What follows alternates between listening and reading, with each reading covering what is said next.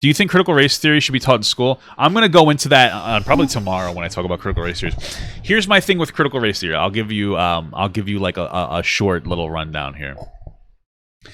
I think critical race theory is a very interesting topic for people to sit down and discuss that have the privilege to sit down and discuss it.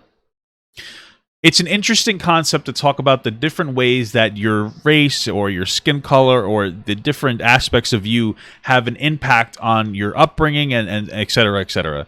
It's a really nice thing to debate. It's a philosophical thing. So yeah, I think it's interesting. Do I think it should be taught in schools? No. We're already seeing in like college campuses when they teach critical race theory that it seems to be very anti-white. Nobody sits down and displays the course curriculum for us, and I don't think anybody who's an advocate for critical race theory being taught to children wants to be transparent about what exactly they're teaching and how they're teaching it.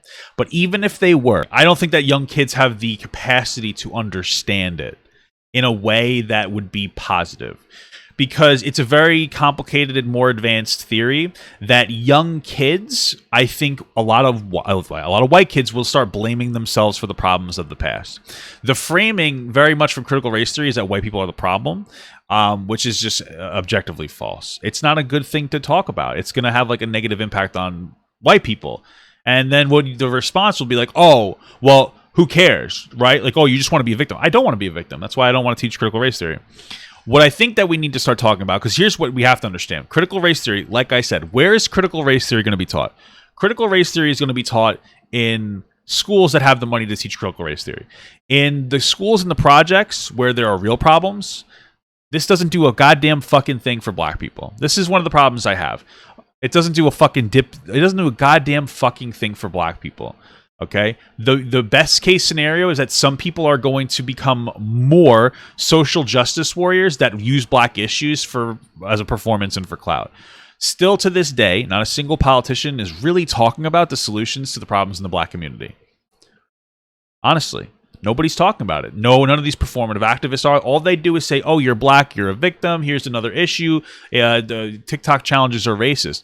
But nobody's talking about like the actual needs there's the actual needs in the black community. And the needs in the black community, quite simply, is like, honestly, it's opportunity, it's wealth redistribution, it's jobs, it's the ability to climb out of the cesspool that they were in. Not just individuals in communities, but the communities themselves. Because even progressives who sit down and talk about how they need better education in these communities, that doesn't help communities. And I'm going to explain to you very quickly why.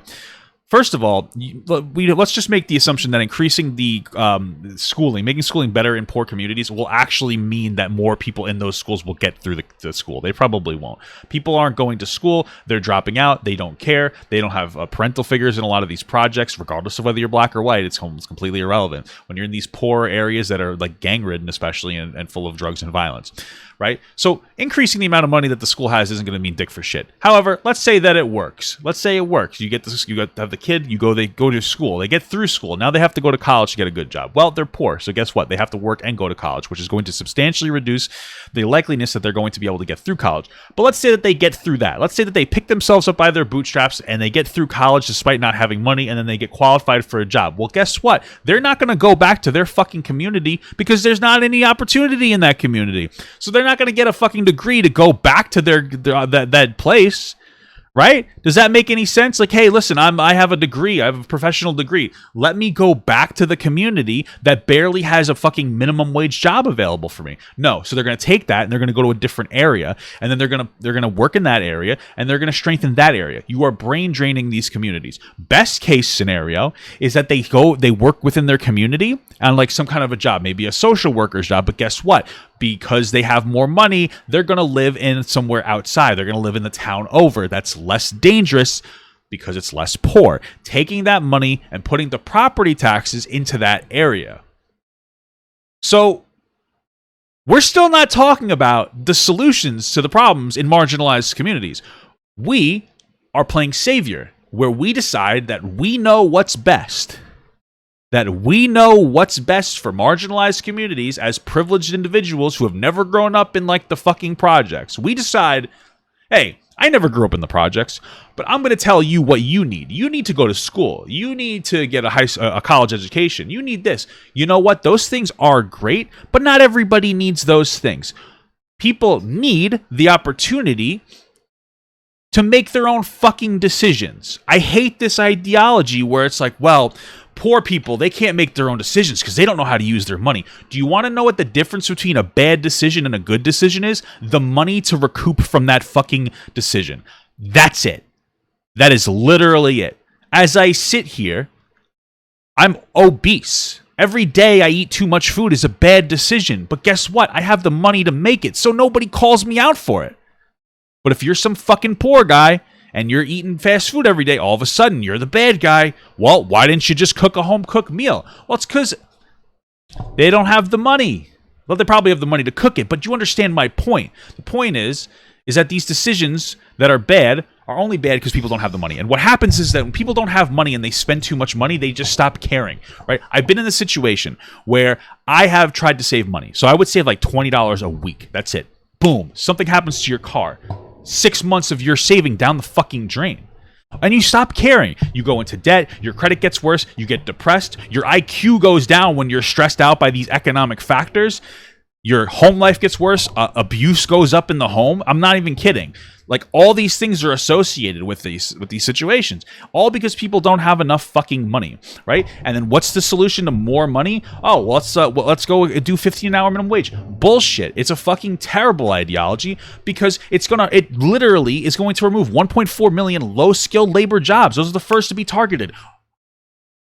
Low-skilled labor jobs are jobs that people that can't get through school and get an education, those are the jobs they need to work, but now you're taking them away. So how the fuck are they even going to get to work?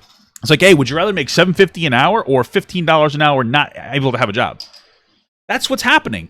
Big businesses automate faster. Small businesses, 20 to 35% of their expenditures are people.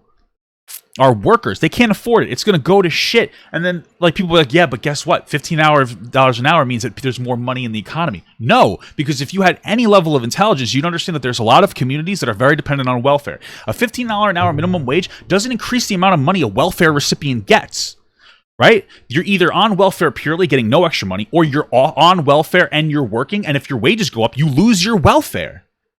So, like, your ideology, maybe overall it'll help the Americans, but it hurts poor people. The more you hurt poor people, the more you hurt marginalized people, because marginalized groups are disproportionately poor due to systemic oppression.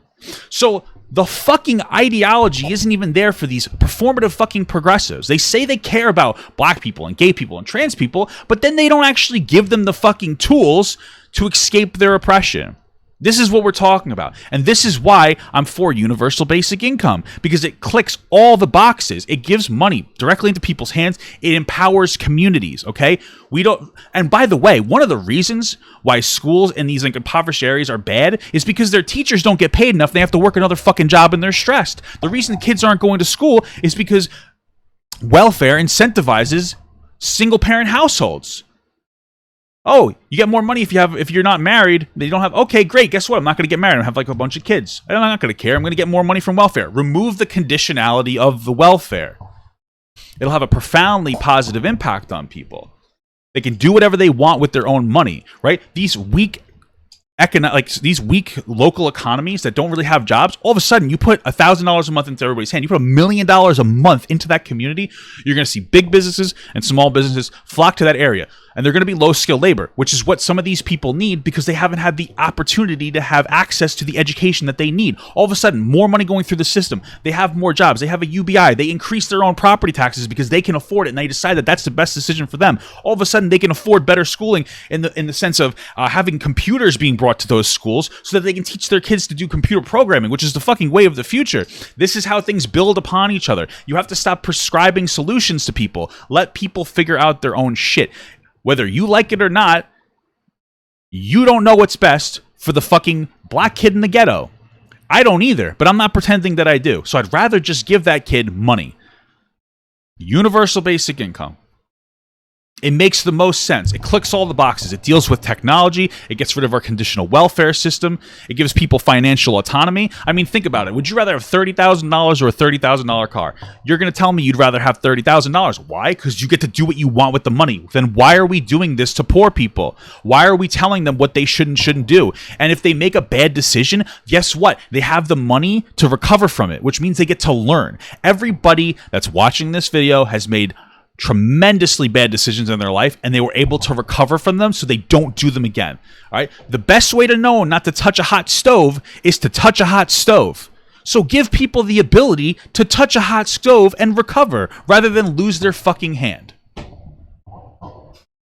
So that's what I think about critical race theory.